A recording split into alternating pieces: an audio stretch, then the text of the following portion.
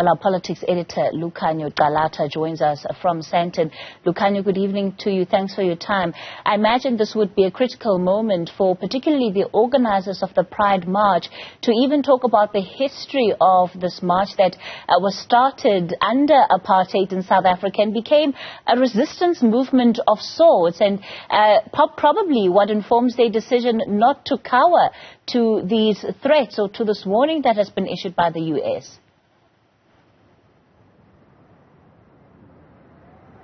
Kathy, good afternoon. Hashtag We March, they called it when the organizers of the Johannesburg Pride issued their statement this afternoon, Kathy. They're saying obviously that the march was started initially as a form of protest, and that this is an opportunity once again for the LGBTQ community in South Africa to once again make their voices heard and not be silenced at all, whether that be by this threat alert as issued by the US Embassy or by any other, or South Africans or people that may feel a particular way against people of the LGBTQ plus community in South Africa or even on the rest of the continent. So they, quite defiant, saying that yes, they are going to go ahead. And I think, Kathy, at this late stage, I don't think that they had an option really, because everything has already been paid for, everything has already been organized, and I think it just offers, obviously, the organizers and the LGBTQ plus community in South Africa the opportunity to say that we are here and that we are not going anywhere. Kathy?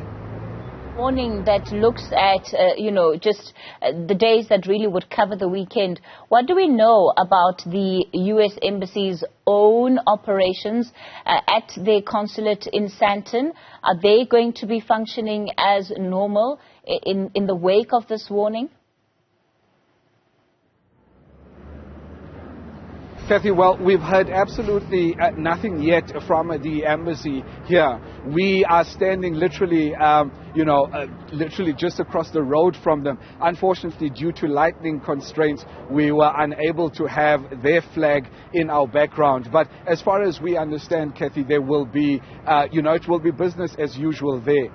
A short while ago, Kathy, I must just state that the EFF issued a statement in which it called for the U.S. Embassy to back up its terrorist attack claims with evidence. If you'll just allow me, Kathy, to quickly just read what they say. The statement reads, the Economic Freedom Fighters calls on the UA Embassy in South Africa to provide evidence for its claims of a possible terrorist attack in Sandton.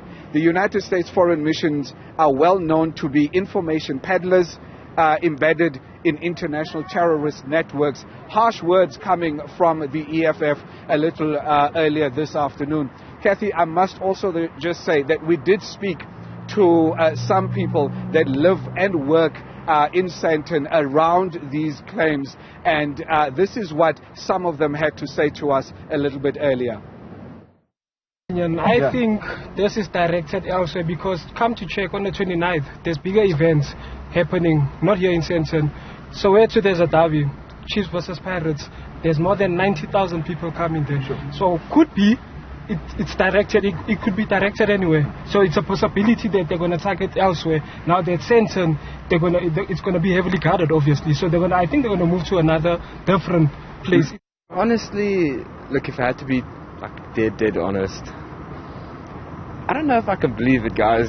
But also, it's the U.S. Embassy, so I don't want to take chances, but also, I don't know, I just don't have a lot of trust in what people say nowadays, because they say, hey, this is going to happen, and nothing ends up happening, so I work right here, so obviously it's across from where I work, so I'm scared. I'm not coming into work tomorrow, so I'm going to work from home, but hey, I'd still not take a risk. You never know nowadays. Just some comments. Just some comments there, Kathy, from people who live and work in Sandton around this terror threat. Kathy, just to end off, earlier I spoke to Brooks Spector, who's an international relations analyst, and he said that it would pay at this time to be attentive, not paranoid, but attentive. Kathy?